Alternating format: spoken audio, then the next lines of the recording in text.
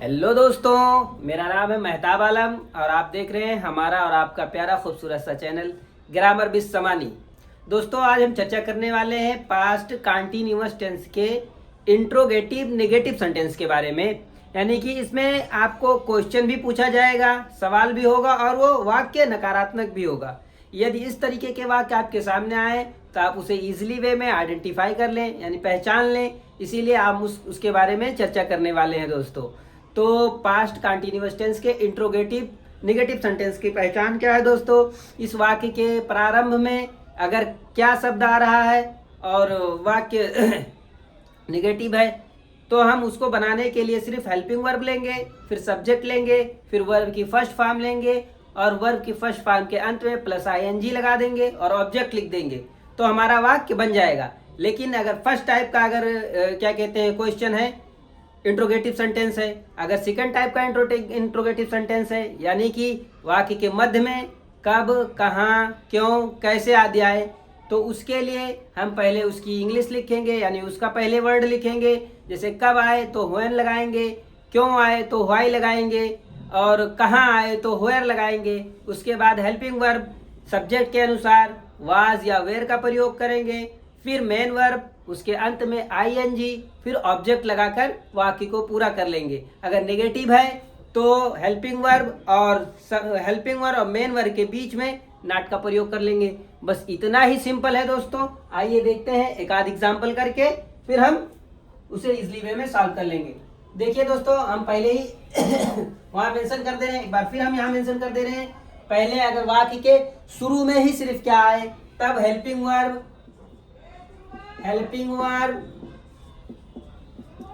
Verb, फिर subject, फिर verb की फर्स्ट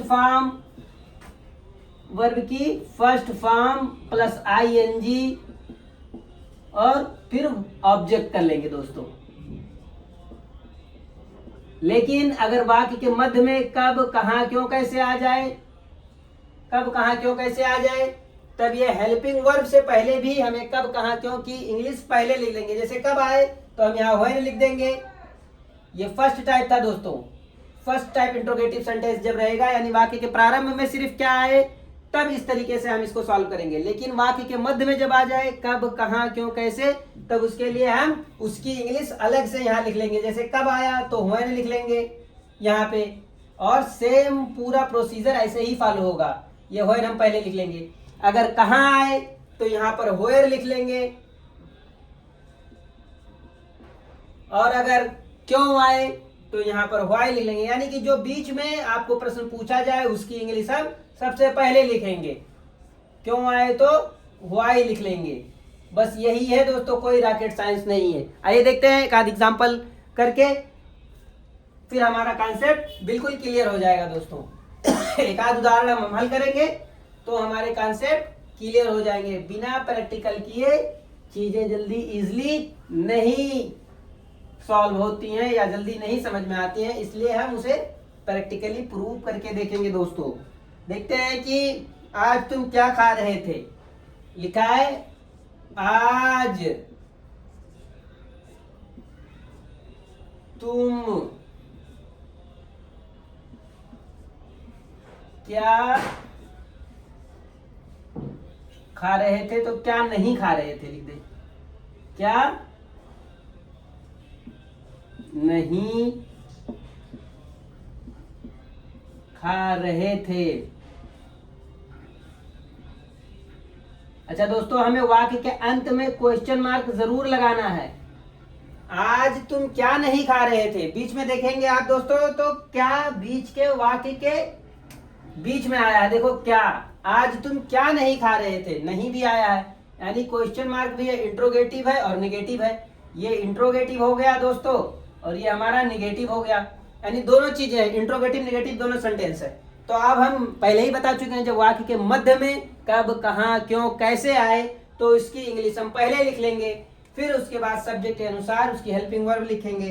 तो दोस्तों देखते हैं क्या नहीं खा रहे थे। अच्छा देखिए, वाक्य के अंत में रहा, रही, ये सभी आ रहा है, इसलिए कंटीन्यूअस टेंस है। तो क्या की इंग्लिश व्हाट, क्या लिखेंगे दोस्तों, व्हाट। अब यू के साथ क्या लगेगा, were, what were you not, subject और मेन वर्ब के बीच में नॉट लगा देंगे। You were, what were you not eating, eat माने खाना, आईएनजी लगा देंगे। Eating, what were you not eating, आज के लिए टुडे, क्या टुडे। अब यहां पर हम क्वेश्चन मार्क लगा देंगे दोस्तों, बस यही है। इंट्रोगेटिव निगेटिव दोनों हो गया। यहाँ पर देखिए क्वेश्चन मार्क भी हो गया और नॉट के लिए निगेटिव भी हो गया। एक आध एग्जांपल और ले लेते हैं दोस्तों। देखिए, कल तुम्हें कौन पढ़ा रहा था? कल तुम्हें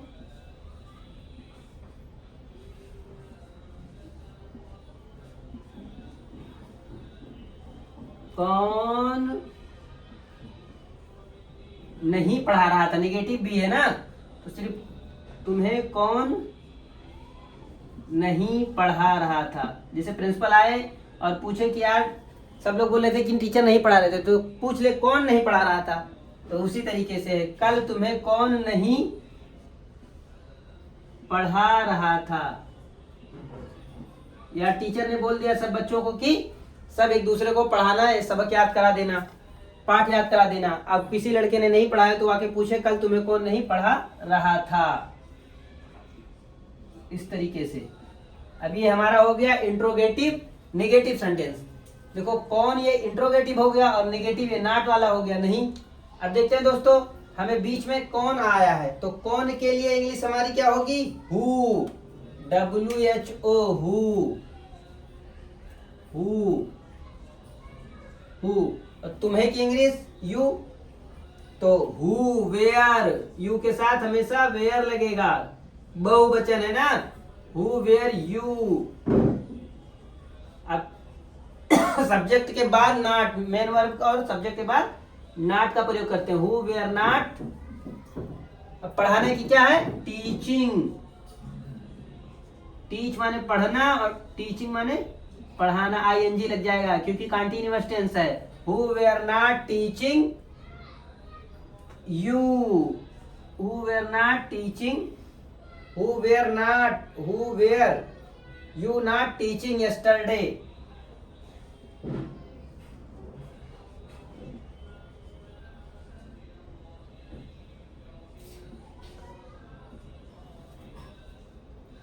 बस दोस्तों, यहाँ हम क्वेश्चन मार्क लगा देंगे।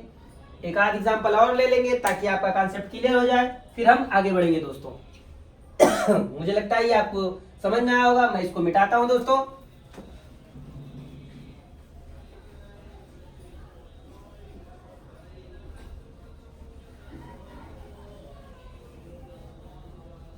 नीचे का एज इट इज रहने देते हैं, एक एग्जांपल और हल कर लेते हैं।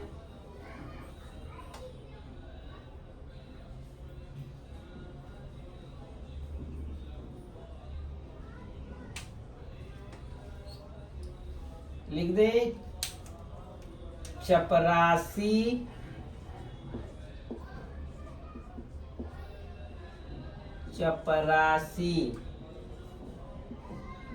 घंटी क्यों नहीं बजा रहा था? क्यों नहीं बजा रहा था? चपरासी घंटी क्यों नहीं बजा रहा था? अब देखिए दोस्तों, इसमें इंट्रोगेटिव भी है और नेगेटिव दोनों साथ में ही है। बीच में वाक्य के क्यों आया है, यहाँ मिनार लिख देते थे क्या चपरासी घंटी नहीं बजा रहा था, तभी भी इंट्रोगेटिव नेगेटिव हो जाता। लेकिन बीच में भी है तो कोई प्रॉब्लम नहीं है, क्योंकि इंग्लिश हम वाई लिख देंगे। क्या? वाई। चपरासी क्या है? एक वचन है ना, प्यून, तो why was peon. Not, ring माने बजाना होता है, ringing bell. Why was not peon ringing the bell माने घंटी। बस दोस्तों, उम्मीद करता हूँ आपको सारी चीजें समझ में आई होंगी। इंट्रोगेटिव नेगेटिव सेंटेंस के बारे में जितनी आपकी समस्याएं हैं, आप इस तरीके से प्रैक्टिस करेंगे, सारी समस्याएं आपकी हल हो जाएंगी। फिर भी दोस्तों, यदि आपको कोई चीजें ना समझ में आई हो, हमारे पढ़ाने का तरीका अगर कुछ आपको ना समझ में आया हो, तो आप हमें कमेंट करके पूछ सकते हैं। यदि आपको हमारे पढ़ाने का तरीका सरल और आसान लगा हो, तो प्लीज़ हमारे चैनल को लाइक करें, शेयर करें, सब्सक्राइब करें और उन दोस्तों तक जरूर भेजें जिन्हें ग्रामर से क्या कहते हैं, ग्रामर ना समझ में आता हो, ग्रामर पढ़ने में तकलीफें होती हो, तो ज़रूर उन तक भेजें। और बस आज के लिए इतना ही दोस्तों, थैंक यू। फिर मिलेंगे अगले वीडियो में। Bye bye.